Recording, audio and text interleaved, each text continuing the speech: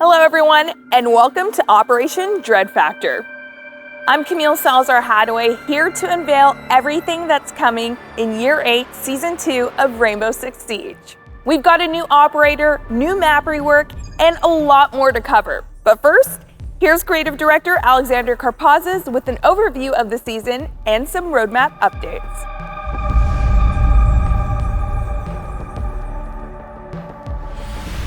Welcome to Operation Dread Factor. This is introducing a new operator, Fenrir, hailing from Sweden, who's joining the Red Hammer squad.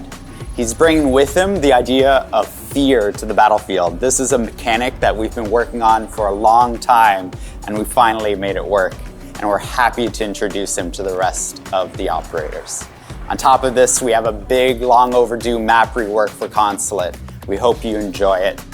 And we're bringing much more. We're bringing balancing changes, quality of life changes, and accessibility changes to make the game that much more enjoyable to play, including permanent arcade being released this season for everyone to enjoy. As with last year, we want to be fully transparent with what we do with the roadmap and any changes that we make. And these changes are actually informed by you, your voice, and your feedback. That means this season, we're delaying the Frost rework to Season 3 so that we can focus on the priorities that you mentioned to us when we announced this initial roadmap. That means Grim will be getting a buff this season, as well as the observation blocker being moved up to this season, Season 2 as well. For Frost, we want to make sure that you can play the Lab TS this season with those changes. There will be a dedicated spot on our 6 Fix where you can give us feedback for Frost.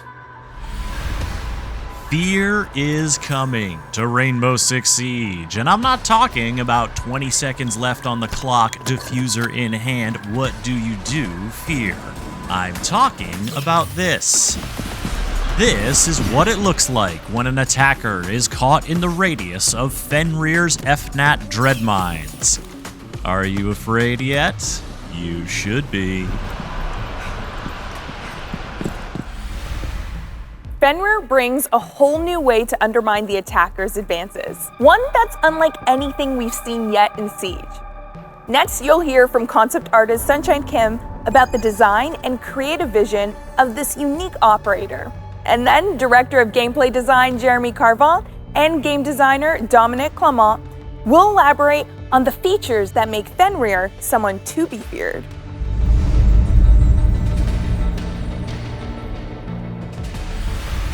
Fenrir is designed by, once again, our character concept artist NJ Chutai, who previously worked on Grim.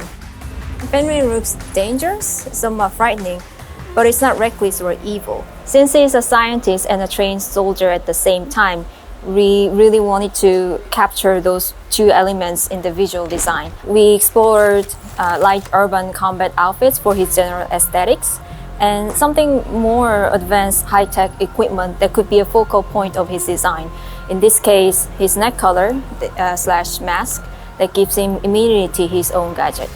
Keeping rest of the design more grounded, we allowed certain room for fantasy on his gadget that can really show the character he can belong both combat and lab environment at the same time.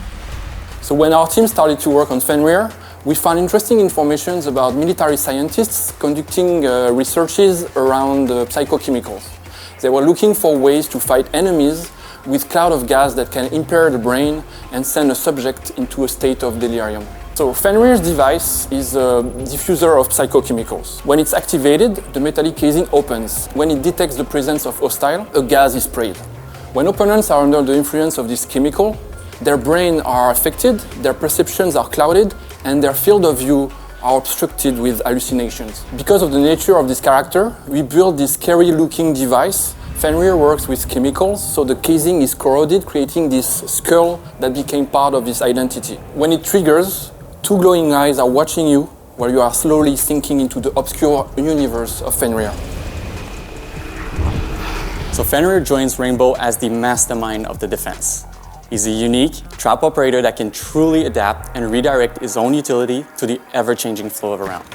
So Fenrir brings the FNAT mine. It's a throwable sticky gadget that can be deployed pretty much everywhere, Once it's deployed and it's activated, it can be triggered by an attacker that walks in its line of sight. Once it's triggered, the mine will release a toxin cloud. Everyone standing in it will be affected by the effect, which we call the fear effect. In short, the fear effect is essentially a curtain, an opaque bubble around you that limits your visibility range to a few meters. Past that, it's complete darkness. So when the round starts, Fenrir has all of his gadgets in his pocket. And when they're deployed, they're basically inert. They don't do anything and they're armored. So they can't be destroyed by bullets. They can only be destroyed by explosives. Aside from being there and looking mean, they really don't do anything. That is until Fenrir activates them with one of his 3 codes. He has 3 codes and 5 gadgets. So he has less codes than actual gadgets, so he needs to be mindful of which one he's going to activate and which one he will remain armored. Because once they're activated, they open up and they're no longer bulletproof. So they're very vulnerable to bullets, lasers, and obviously explosives.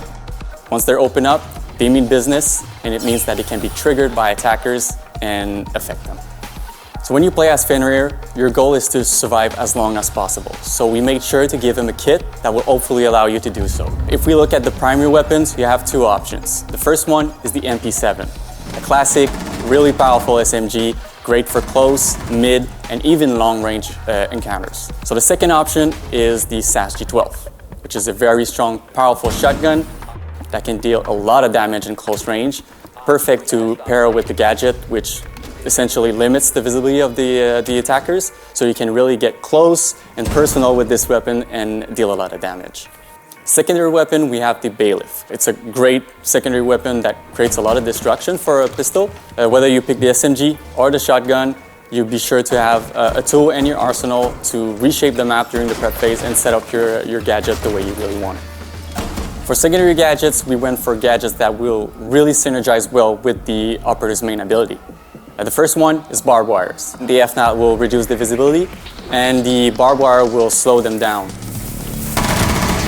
His other option in terms of secondary gadget is the bulletproof cam. Again, a great synergy with the gadgets because you can use the bulletproof cam to keep watchful eye on your FNAT, and you can also use the bulletproof EMPs to disable any pesky attacker drone that might be coming in to destroy your gadgets. So Fenrir is a very flexible operator. It can be very useful for new players as much as for very experienced players. For new players, if you don't want to deal with having to manage and jungle with all the codes, you can just deploy your gadgets, activate them, and play them like a regular trap operator. If you want to be a bit more advanced and kind of trick the attack, you can really juggle with the codes, activate your gadgets when they need to be activated, deactivate them to protect them, do this dance of the mastermind kind of controlling where the gadgets are most effective and affect as many attackers as you can. Keeping up with the synergy between the operators and the gadgets, you have a lot of synergies with other operators. So like Melusi in Clash can combine their slowdown effect with the FNAT. They'll have their visibility reduced and also they'll be slowed down, so they might be stuck in this effect a bit longer thanks to that. Combining it with other operators like Thorn means that you can kind of catch these attackers in their moment of panic and hopefully deal them a lot of damage with these gadgets. Another group of operators that are very useful with Fenrir is the intel gathering operators, like Valkyrie, like Pulse, like Solis. They're all very useful operators that can really collect as much intel as they can and share this intel with Fenrir, so Fenrir can be more aware of which one of his gadget needs to be activated in order to be the most effective. Operators that can be a bit more sneaky could potentially get a bit closer to the victims and give them a good scare, like, well, Kavera. So if you have a Fenrir on the other team, you have a couple options in terms of counter. The first one is the classic combo of IQ and Thatcher that can be brought to deal with these FNAPs. So Finka is another very interesting counter. She won't completely remove the effect, but with her nano boost, she'll be able to kind of reduce the effectiveness of the fear effect, giving you more breathing room and more room to see around you and find hopefully cover to be safe. An interesting counter that you can bring is Mountain. Mountain can trigger them and provide cover for the rest of the team to come in and destroy the FNAT that have been triggered. Since he has the shield, The visibility reduction is not the end of the world. He's still protected. And finally, you have Twitch and Zero that can be brought to hunt down all the activated FNAT and zap them with their lasers. We can't wait to see the strategies and kind of big brain plays that will come up with Fenrir. He's really an operator that can play with collecting information and removing information from the attackers. So we can't wait to see players run around activating, deactivating their FNAT and scaring attackers throughout the next season. We've seen your excitement about the upcoming map rework for Consulate, and now we want to give you more details on the renovations and updated bomb sites. And by we, I mean Team Lead World Jeremy Dowsett.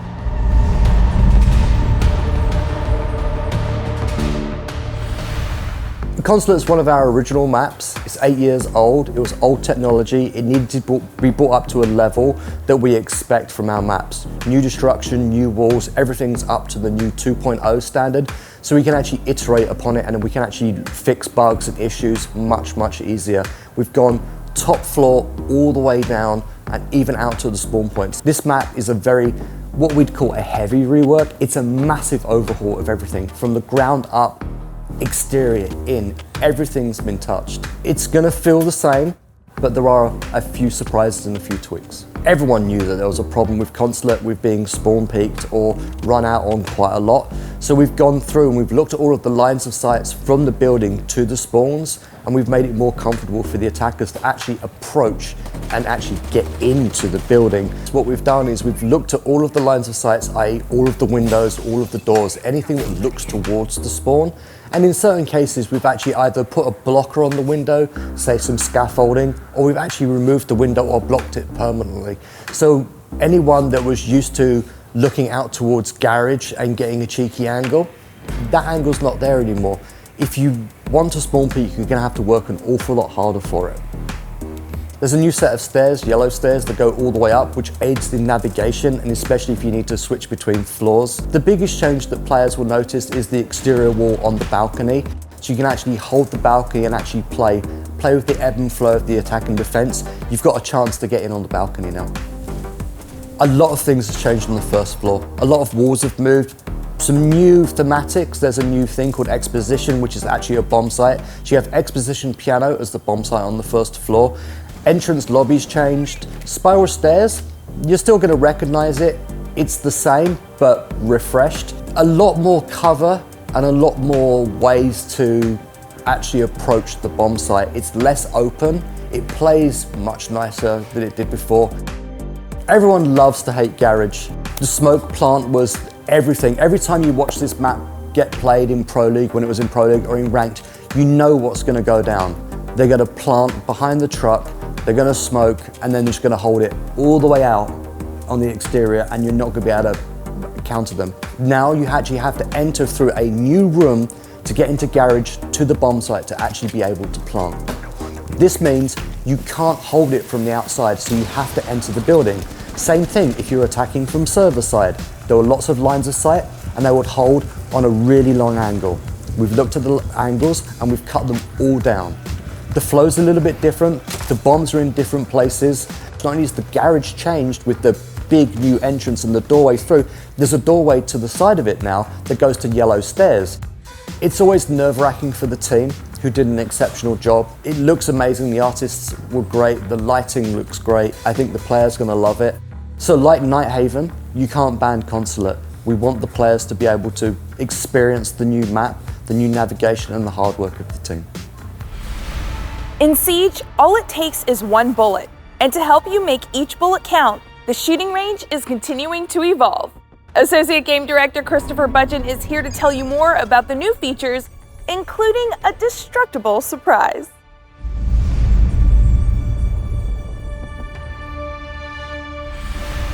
We've been very happy and pleased with the reception of the shooting range and our constant quality of life updates.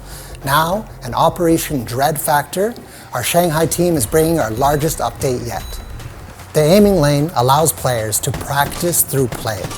Whether they want to customize the movement and speed of different targets from the shooting range so you can test recoil and damage directly in an endgame situation. You can create customized setups if you want to adjust the speed, movement, or the distance options of different sets of targets. Now you can master your reticle management in a real-life situation, but without having to leave the shooting range. What we really want to do is allow players to get their hands on their favorite weapons and their customized loadout and put that directly to use so they can train and improve their skills in the shooting range. While we were really happy to bring the aiming lane for Season 2, we're actually bringing one extra thing as well. We're bringing a destructible wall into the damage lane. Destruction is really important in Siege, and so allowing players to test how much destruction a weapon will do versus the damage that it creates is a new variable that players can choose to determine their ultimate loadout. Practice creating rotations or making lines of sight, or even check what the damage fall off is when you're using your weapons through a soft wall. We're really happy to have destruction right there in the shooting range. From golden guns to headshots only, arcade game modes are a fun way to flex your Siege skills. And in Operation Dread Factor, we're introducing the Permanent Arcade playlist. For the full breakdown, let's go to game designer Robert Cole.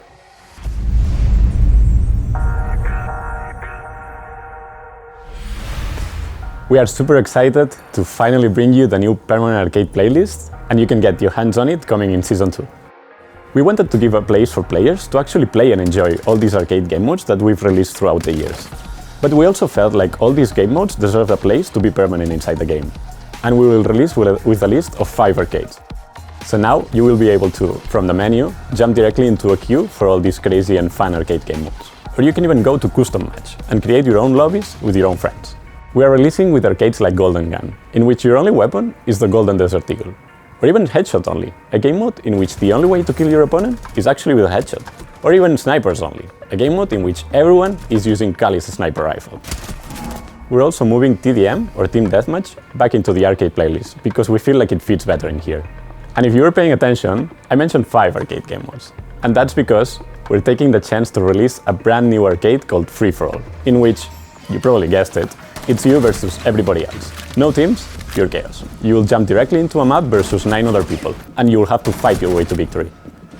So now players will be able to warm up and have fun without restrictions in these alternative ways of playing Rainbow Six, without actually worrying whether or not they will be removed from the game.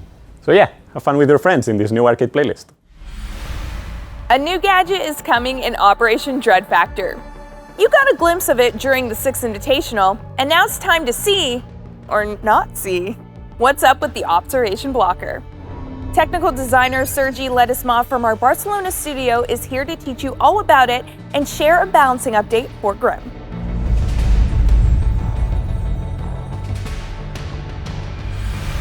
Intel Gathering is one of the core pillars of the Siege experience. We want to reinforce this gameplay by giving defenders more tools to deny information to the attacking team. That's why this season we're releasing this new secondary gadget, the observation blocker. This gadget, once deployed on the ground, creates a digital barrier that blocks vision through attackers' observation tools, forcing them to drone more aggressively and giving more opportunities to defenders to destroy those drones. Defenders choosing this secondary gadget will start with 3 on their pockets, so they will be able to cover large portions of the map. When it comes to synergies, the gadget can be used in combination with operators such as Kait, Maestro or Melusi to hide valuable pieces of utility. For example, with Maestro, you're going to be able to hide your evil eyes behind an observation blocker and gather information and shoot with a camera without getting your gadget exposed to drones. It can also be used to defend strong positions. You could, for instance, place a deployable shield, a couple of ADSs on the wall, lay some traps, and hide the entire setup behind an observation blocker. Attackers won't know what threats are hidden behind this gadget, so they will have to either reach their drones, find a way to destroy the gadget, or pick themselves without enough information to win the gunfight. The gadget can be destroyed by bullets, explosions, or even be hacked by Brava, so defenders will have to find safe positions for it to be useful during the round. With the gadget in play, attackers will have to drone smarter and with more precision to gather the information they need to win the round. The addition of this new secondary gadget will create new gameplay interactions in the Intel Gathering experience, and will also give the defenders more flexibility when it comes to assembling their team compositions. Grim hasn't received as much playtime as we would like. We think the main reason is how hard it is to apply the effect onto the defenders. We want to buff him, to make his gadget more reliable and impactful. And to do so, we will release 2 updates, the first one coming this season and the second one later during the year. From now on, the deployment sequence of his gadget will be much faster, so as soon as the projectile sticks to a surface, the beast will be released shortly after. We are also increasing his area of effect, so the beast will stick to more defenders. Additionally, we are doubling the duration of the beast, so the area will be denied for much longer. We are also improving his loadout. He's going to be receiving the bailiff as a secondary weapon and the hard breachage as a secondary gadget.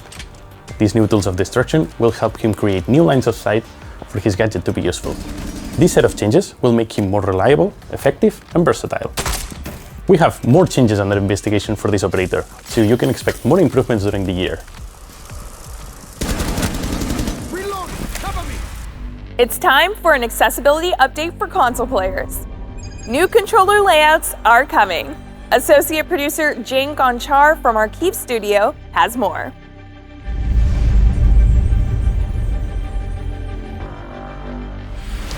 As you may know, we want to level up playing field for PC and console players, and new additional controller layouts are important stepping stones on the way to full controller customization. We have already several of them in the game, but the new one we are introducing are a step above and beyond, centered around tackling some difficulties that might cause discomfort for players when using the controller.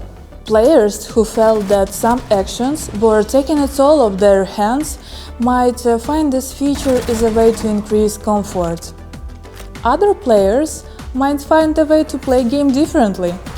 Working with current layouts already helped us shape the final vision for full controller remapping. We will continue to iterate on the feedback we gather to ensure that final product will meet the highest industry standard and provide our console players the best experience possible. Next up, we've got a new feature coming to match replay. The free camera option will give you more flexibility over how you view and show off your replays. Creative director Alexander Karpazis is back with the full update.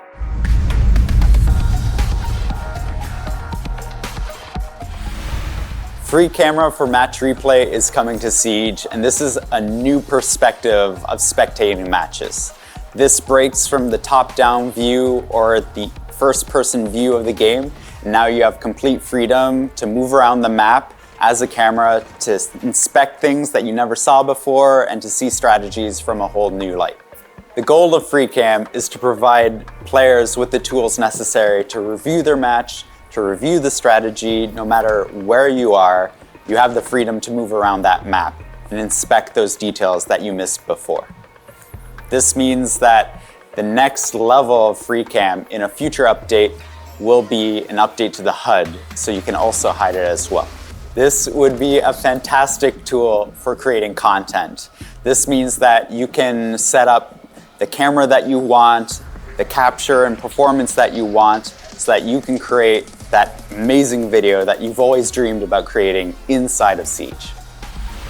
In Season 2, we're bringing a quality of life update too, for everybody who enjoys playing squads. We're providing squads the opportunity to vote when the squad's ready to jump into the next fight, and the squad leader will instantly be able to move them into that next matchmaking phase straight from the after-action report. This isn't the only quality of life improvement we're doing in this season. We spoke at the SI about interactions with gadgets and improving that, and we're delivering with the first step, which is the diffuser pickup, making it more generous and more intuitive in order to pick up that gadget, and providing the option to players whether or not they want automatic pickup or a prompt to pick it up. The future means that we'll be bringing these improvements to other gadgets as well. And like we promised at SI, the idea of putting down your gadget, picking it up, and even throwing it will be on the roadmap for future updates. Operation Dread Factor is coming to the season test server next week. Get a first look at Fenrir, his fear-inspiring gadget, and the reworked consulate map. And remember, whether you're on the test server or in the live game, reporting issues you encounter to R6Fix will get you a chance to earn some extra rewards. That's all for our show today. Thanks for watching.